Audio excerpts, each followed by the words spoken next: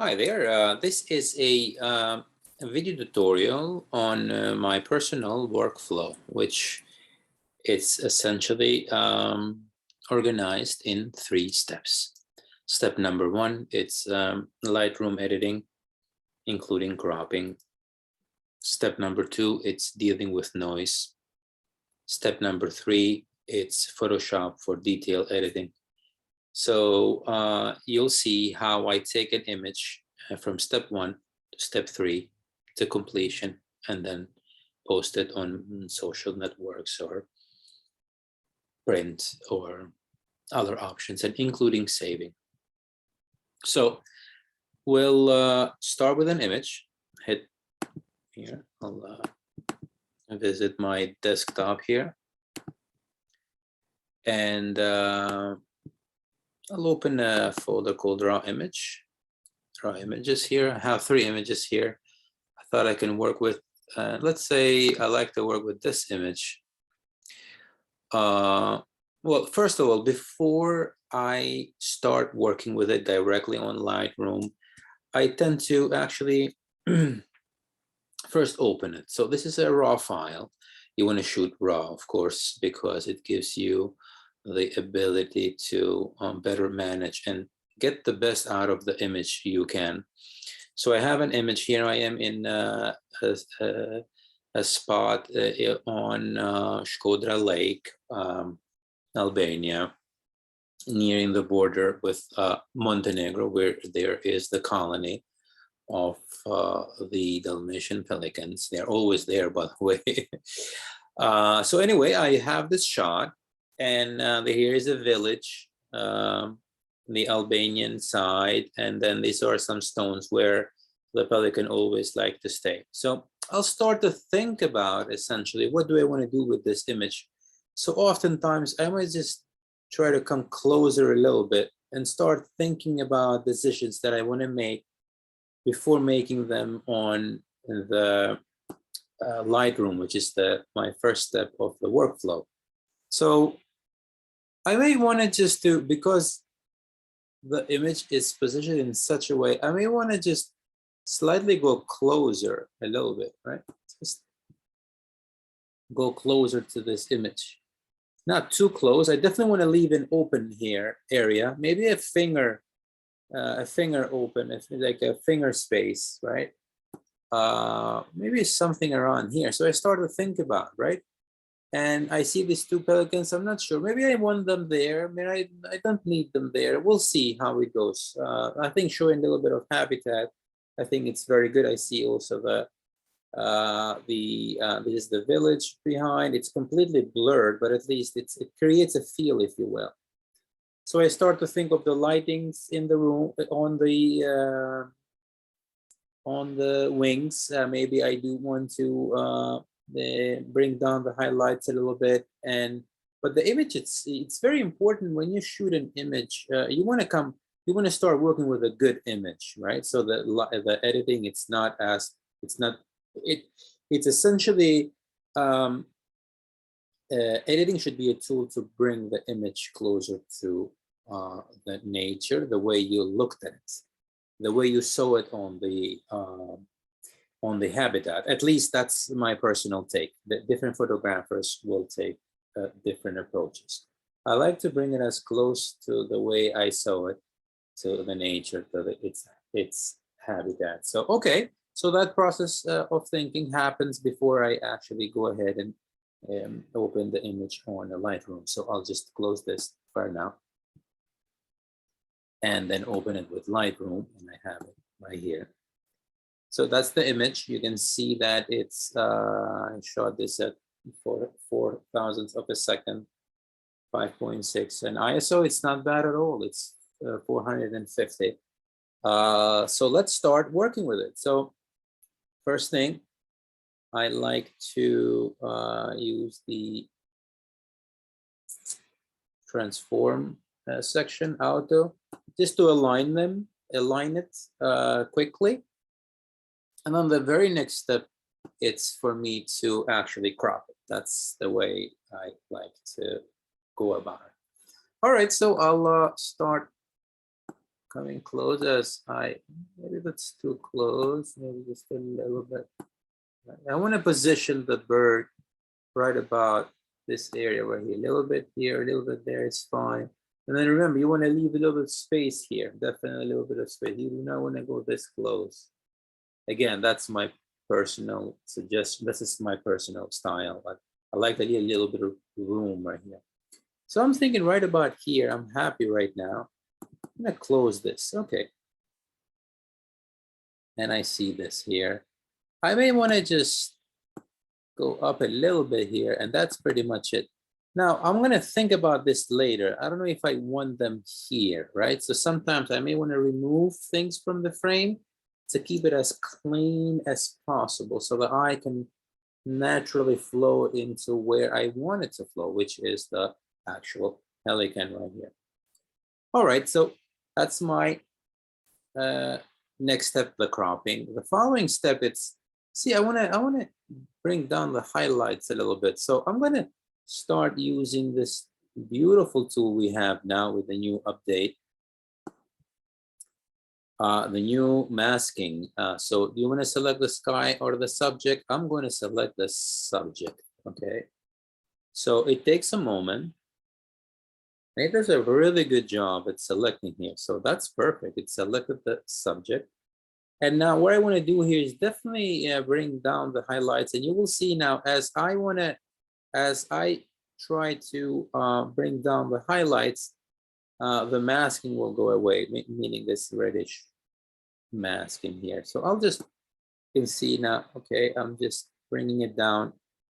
Okay, so sometimes I might go a bit harder just to like, I might lower the highlights drastically so I can see the differences faster. To me, I really, okay, like right about here, right? These are personal decisions then now, how much highlight you want to keep. But I'm thinking right about here, I'm happy with this, right? I am only making, I'm making adjustments to the selection here, which is the bird right here. I want to open the highlights a little bit slightly if you want. Yeah, just a little bit, just that, that's it. Closing this a little bit. And then it's not much to do to it, but maybe just a little bit of a contrast. Okay, just a little bit. I might even just give it a little bit of a texture on the bird just to make it pop a little bit. Usually 10 for 10, it's a good number. And then right now it's looking okay. So I'm gonna hit done here. All right, you can see the selection where I made, right? I'm gonna hit done. Okay, and then I'm gonna zoom a little bit. So I can see that, okay, I like right now. It looks pretty natural always in my, the way I look at it. It's similar to the way I saw it at the moment I photographed it. So it looks pretty good. All right, so now I'm gonna, to make this pop a little bit even farther, I'm gonna create another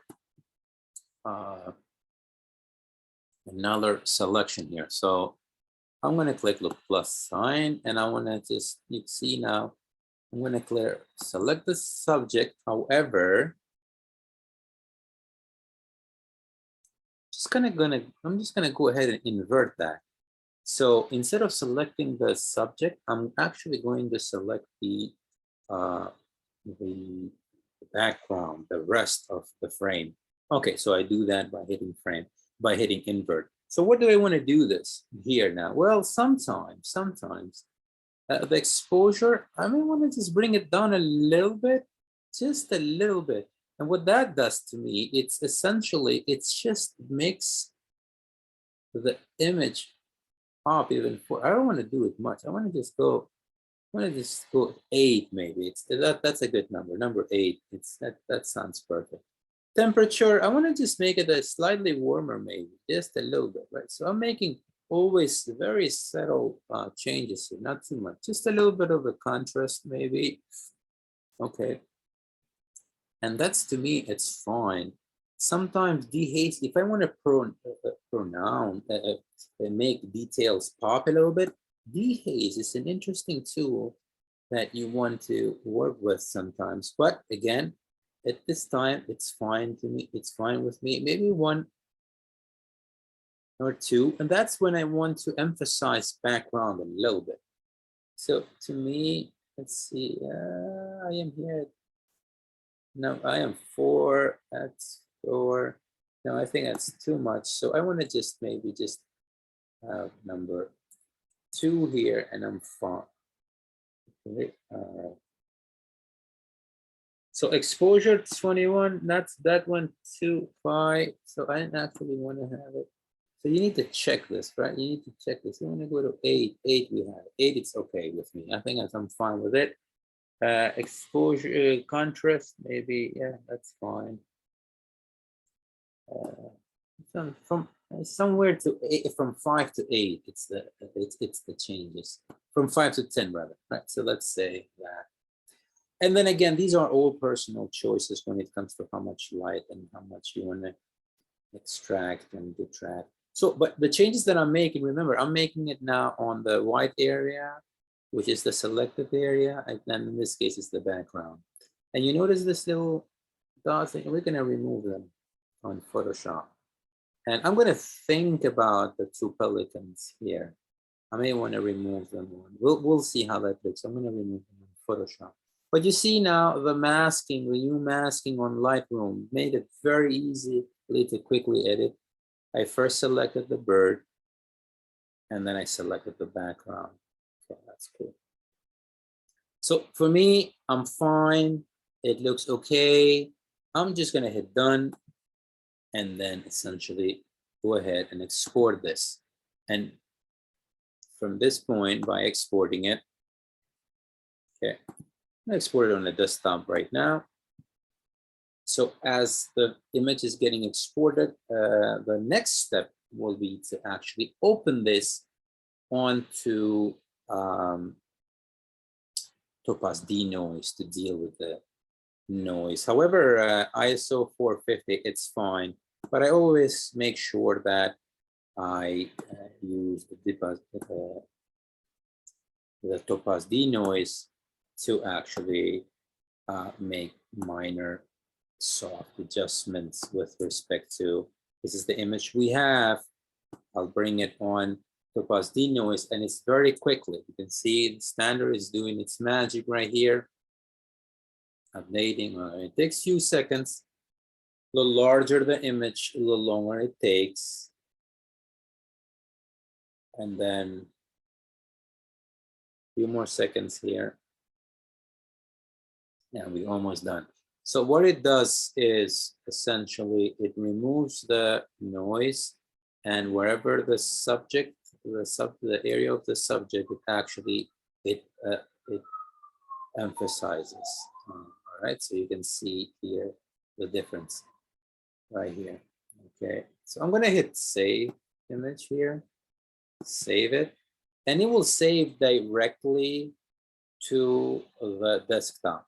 Now, my third step there would be, once the image is saved on the desktop, I will open it with Photoshop. In Photoshop, I do changes on specific things. Like, for example, I think about, as this is saving here, I think about, do I want to keep those two pelicans in the background or not? There were some dots, white dots, that I think they need to be removed. I'm going to do that as well. And basically, from that point, I may even do any other minor changes, and essentially, I'll be done with respect to the third step of the workflow, which is Photoshop. You can see here the image is at 65%, 67, almost there. So we'll give it a moment. You're welcome to skip this this part of the video and jump into the part where I open the image on Photoshop, which will be any second now. So we'll give a moment.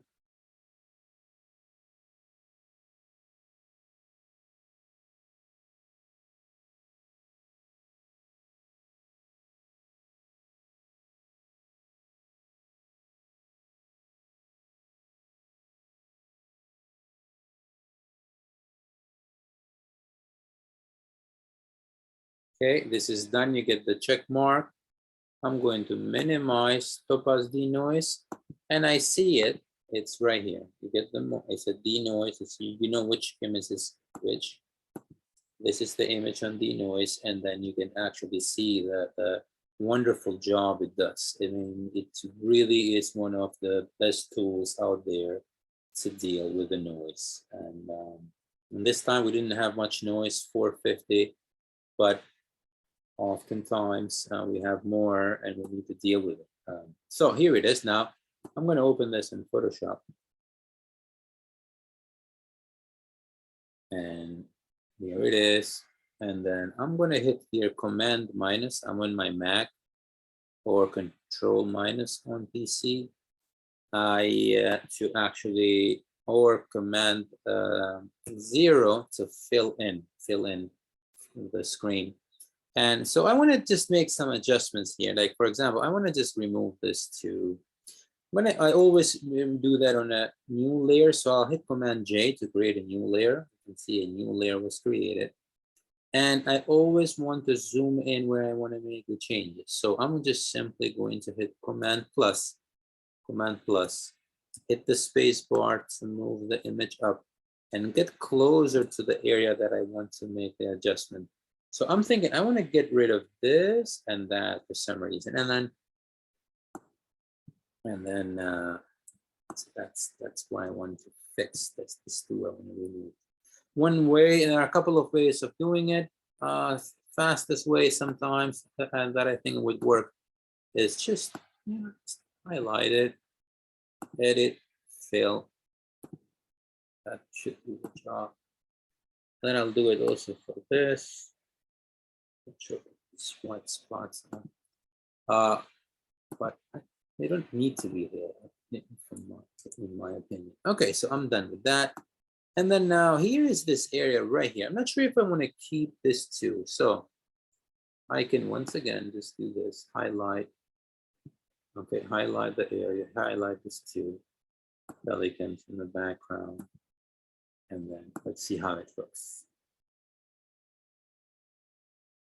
Didn't do such a good job. You see, it brought a lot of this area right here. So I'm going to hit Control Z here, and then find another find another way to do this. So Command D to deselect, and this time around I'm going to select this the tool right here, lasso tool, to actually go a little bit more closer to the area that I want to change.